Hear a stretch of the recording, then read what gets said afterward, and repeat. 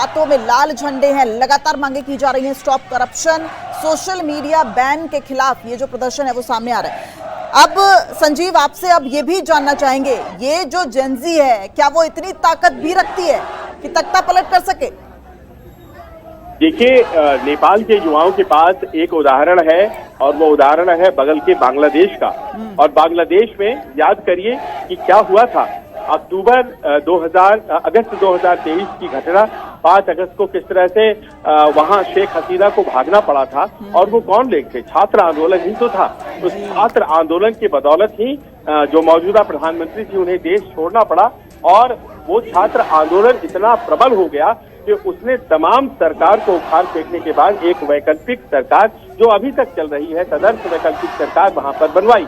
लिहाजा एक उदाहरण सामने है नेपाली युवाओं के। दूसरा उदाहरण कौन सा? दूसरा उदाहरण है श्रीलंका का। श्रीलंका में भी आपने देखा था कि किस तरह से वहां के युवा असंतुष्ट होकर के अपनी समस्याओं के निराकरण को नहीं पाते हुए वो पार्लियामेंट चले आए थे और प्रेसिडेंट हाउस चले आए थे और वहां आकर उन्होंने कब्जा कर दिया था। तो छात्रों को अगर सड़कों पर आना पड़ जाए तो उसके बाद दिक्कतें बहुत जबरदस्त हो जाती है सरकारों को। आज ये नहीं पता है कि नेपाल के छात्र कुछ उस तरह से कर पाएंगे या नहीं कर पाएंगे, लेकिन उसी इरादे से, उसी मंशा के साथ वो बाहर आए हैं और चाहते हैं कि व्यवस्था में परिवर्तन हो। ये तो स्पष्ट इस भीड़ की जो नारेबाजी है उससे साफ दिखाई पड़ रहा है। और संजीव, अब नेपाल में ऐसा लग रहा है कि ये जो कर्फ्यू लगना है, ये जो प्रदर्शन है, वो आम बात होती जा रही है। क्योंकि अप्रैल 2025 की बात करें तो नेपाल में सांप्रदायिक हिंसा भड़क गई थी। कर्फ्यू लगने से भारतीय सीमा को भी सील कर दिया गया था। और अब सितंबर माह में पहुंचे हैं तो जेनजी जो है यहाँ पर प्रदर्शन करती नजर आ रही है। आलम ये हो गया कि संसद भवन की बिल्डिंग जो है वहां पर वो घुसते हुए नजर आ रहे हैं। कर्फ्यू लगाने की एक बार फिर नौबत पड़ गई। यह देखिए, वहां पर जो पार्लियामेंट की बिल्डिंग है, सिंह दरबार या फिर शीतल निवास जो प्रेसिडेंट का घर है, ये तमाम ऐसी जगहें हैं जहां पर बड़ी सुरक्षा कड़ी होती है। और मैंने काठमांडू में देखा है कि बाकी जगहों पर भले ही लोगों को आराम से घूमने फिरने दिया जाता है, लेकिन इन इलाकों को बड़ी निगरानी में रखा जाता है और ये राजा के जमाने से होता है। लेकिन आज देखिए कि किस तरह से लोग चढ़े हुए हैं बिल्डिंगों पर, और क्या सिंह दरबार और क्या शीतल निवास, सब कुछ ऐसा लग रहा है जैसे कि कब्जे में आ गया है। अब ये असंतोष, जैसे कि आपने बताया, ये असंतोष कोई आज का असंतोष नहीं है, ये तो लगातार चल रहा है असंतोष। और ये असंतोष ऐसा लगता है कि एक सीमा आ गई थी, प्रेसिपिटेटिंग पॉइंट आ गया था जहां पर फूट कर ये सड़कों पर उतर गया। ऐसा लगता है कि सरकार इस बात का आकलन नहीं कर पाई कि उसका जो ये फैसला होने जा रहा है सोशल मीडिया को बैन करने का, ये उसे ही बहुत ही ज्यादा भारी पड़ जाएगा। उनकी संख्या अभी बढ़ नहीं रही है, लेकिन एक बारगी जो छात्र बाहर आए हैं वो अभी भी बने हुए हैं, सड़कों पर ही बने हुए हैं। और उन्हें ये लग रहा है कि ये सरकार, ओली सरकार निकम्मी है और इसीलिए हमें अब लोहा लेना होगा। और देखिए, जब गोली चली है, लोग बाग घायल हुए हैं, छात्र घायल हुए हैं, तो इसका मतलब ये है कि आने वाले कुछ घंटों में ये प्रदर्शन और भी ज्यादा बढ़ेगा आगे। क्योंकि ऐसा लग नहीं रहा है कि ओली सरकार या उसकी पुलिस कंट्रोल कर पा रही है। इस वक्त सेना नहीं है बाहर, लेकिन पुलिस के हाथ में जितनी ताकत है, ऐसा लग रहा है कि उससे तो कंट्रोल कम से कम युवा नहीं हो पा रहे हैं। मतलब संजीव, इस वक्त क्या अपडेट आ रही है? चूंकि देखिए कर्फ्यू लगा दिया गया है, एक बार फिर अपने दर्शकों को बता दें कि इस वक्त नेपाल के काठमांडू में है जो वो प्रदर्शनकारी प्रदर्शन कर रहे हैं सोशल मीडिया के बैन को लेकर।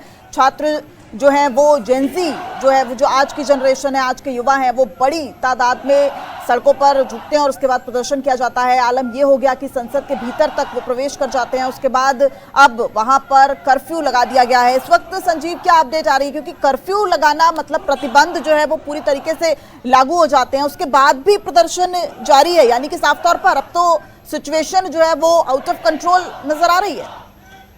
देखिए, अभी इस वक्त जो सिचुएशन है बिल्कुल आउट ऑफ कंट्रोल है, क्योंकि अभी भी प्रदर्शनकारियों पर आंसू गैस के गोले दागे जा रहे हैं। और संसद से लेकर सड़क तक प्रदर्शनकारियों ने अपना कब्जा जमा लिया है और कहा यही जा रहा है कि इस वक्त सरकार और पुलिस कुछ नहीं कर रही है, बल्कि केवल टीयर गैस और के गोले छोड़े जा रहे हैं, लाठीचार्ज जगह जगह हो रही है, वाटर कैनन छोड़े जा रहे हैं और यहाँ तक कि कुछ जगहों पर गोलियां भी चलाई गई हैं।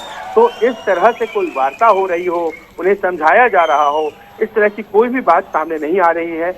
जेन जी किससे मानेगा, अभी तक उसके डिमांड क्या हैं, इस तरह का कोई अभी सामने उनकी तरफ से प्रस्ताव भी नहीं आया है। और इस तरह की जो अफरा तफरी की एक सिचुएशन है वो साबित करती है कि ये बड़ा ही एक स्वतः स्फूर्त सुओ मोटो खुद से हो जाने वाला आंदोलन है और इसको स्थिर होने में समय लगता है। और अगर इसे बल प्रयोग के साथ दबाने की कोशिश की जाएगी तो जाहिर है कि ये अपने आप में बहुत मुश्किल का सबब बन जाएगा।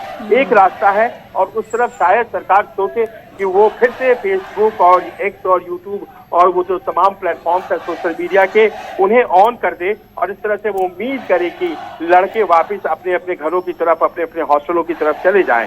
लेकिन ऐसा लग रहा है कि नेपाल में वही हो गया है जो कि पहले श्रीलंका में और बांग्लादेश में और समय समय पर पाकिस्तान और अफगानिस्तान जैसे देशों में होता रहता है। लोग सड़कों पर उतर आ रहे हैं और विरोध प्रदर्शन इतना जबरदस्त है कि आप ड्रोन की तस्वीरों में देख सकती हैं कि ऐसा लग रहा है कि हर युवा इस बात से बहुत ही ज्यादा खफा है और वो बाहर निकल आया है और सरकार के पास ऐसा लग रहा है जैसे उनका दिमाग काम नहीं कर रहा है, तो वो कुछ भी नहीं कर पा रहे हैं सिवाय बल प्रयोग करने के। जी बिल्कुल, और 6 कैमरों की नजर से हम दिखा रहे हैं वो तस्वीरें, देखिए ड्रोन की तस्वीरें जो है वो भी सामने आ गई है। पुलिस बल का इस्तेमाल किया जा रहा है, आंसू गैस के गोले यहाँ पर छोड़े गए हैं। तमाम जो छात्र हैं वो अभी भी प्रदर्शन कर रहे हैं। हमारे सहयोगी संजीव लगातार हमारे साथ जुड़े हुए हैं जो बता रहे हैं कि अभी भी जो स्थिति है वो कंट्रोल में नहीं आई। कर्फ्यू लगा दिया गया है, दोपहर 12:30 बजे से रात 10 बजे तक ये कर्फ्यू जो है वो लगा दिया गया है। उसके बावजूद भी अभी भी तितर बितर जो है प्रदर्शनकारी नहीं हुई है। और अभी संजीव जो मैं पढ़ रही थी कि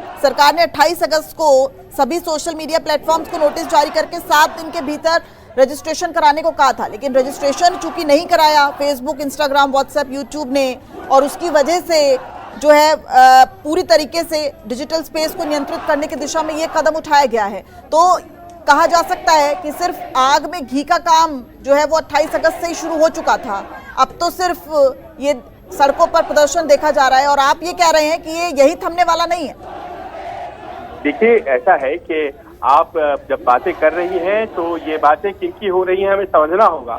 17-18 साल के युवा से लेकर के 24-25 साल के युवा, और वो युवा वर्ग जो कि सबसे ज्यादा जुड़ा हुआ है सोशल मीडिया से। सोशल मीडिया उनके लिए सिर्फ मनोरंजन का माध्यम नहीं है, बल्कि कई बार तो उनकी आजीविका का भी माध्यम है। और लोग बाग आजीविका भी कमाते हैं। बहुत से यूट्यूबर्स हैं, बहुत से इंस्टाग्रामर्स हैं जो अपनी वीडियोस बनाते हैं, बहुत से टिकटॉकर्स हैं जो अपनी वीडियोस बनाते हैं जिन्हें दुनिया भर में देखा जाता है और उनकी आमदनी होती है, उनकी कमाई होती है। युवाओं का एक बड़ा वर्ग आज की तारीख में सोशल मीडिया से जिस तरह से जुड़ा हुआ है, उसे समझने वाला क्या कोई नेता ओली सरकार में है? क्या ओली सरकार को सिर्फ ये लगता है कि ये सोशल मीडिया उनके खिलाफ केवल भावनाएं भड़काने का काम करता है? क्या वो ये समझ भी पा रही है कि सोशल मीडिया उनके जीवन में कितनी बड़ी जगह बना चुका है? और अगर आप सोशल मीडिया को बैन कर देते हैं तो कैसी प्रतिक्रिया होगी? जाहिर है कि इस तरह की समझ नेपाल की ओली सरकार में कतई नहीं थी और इसीलिए उन्होंने इस तरह का फैसला लिया है। ये फैसला आने वाले कुछ घंटों में और बुरा हो सकता है, क्योंकि अभी इस वक्त ओली सरकार सिर्फ बल प्रयोग करना चाहती है। कोई भी उस तरह का कोई उपाय जिसके जरिए उनकी नाराजगी को दूर किया जा सके, ऐसा ओली सरकार की तरफ से अभी दिखाई नहीं पड़ रहा है। मानकर चलिए कि जब तक ये रेस्टोरेशन नहीं हो जाता है सोशल मीडिया साइट का, तब तक ये भीड़ सड़कों पर ही रहेगी और बल प्रयोग की अपनी एक सीमा होती है। ये तमाम लोग जानते हैं अपने लोगों पर कितनी लाठियां आप चला सकते हैं, कितने लोगों को गिरफ्तार कर सकते हैं।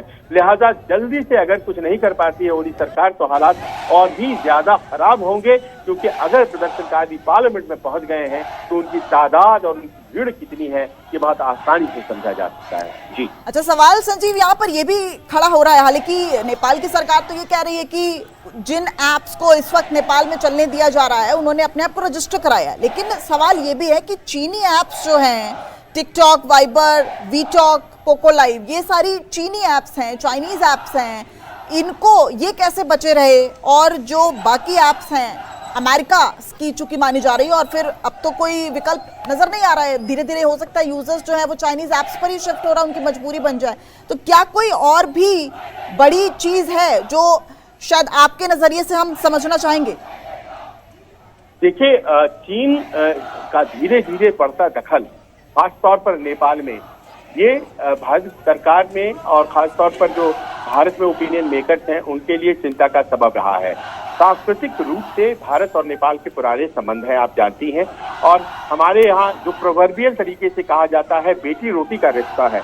और ऐसे में इस वक्त एक ऐसे हालात हो जाए जहां पर कि चीन की दखल जरूरत से ज्यादा बढ़ जाए, और इतनी ज्यादा बढ़ जाए कि केवल वहां के सोशल मीडिया प्लेटफॉर्म्स काम करेंगे, केवल वीबो काम करेगा और फेसबुक काम नहीं करेगा, ये नेपाल के युवाओं को स्वीकार नहीं है। और ये स्पष्ट बताता है कि नेपाल ने एक निश्चित यात्रा शुरुआत कर दी है। ये निश्चित यात्रा किस तरफ है कि जो विस्तारवादी नीति है चीन की, उसकी तरफ बहुत स्वेच्छा से प्रधानमंत्री ओली जाना चाहते हैं। क्यों जाना चाहते हैं? क्योंकि प्रधानमंत्री ओली को लगता है कि उनकी कुर्सी सुरक्षित तभी रह सकती है अगर वो चीन के संरक्षण में आ जाएं।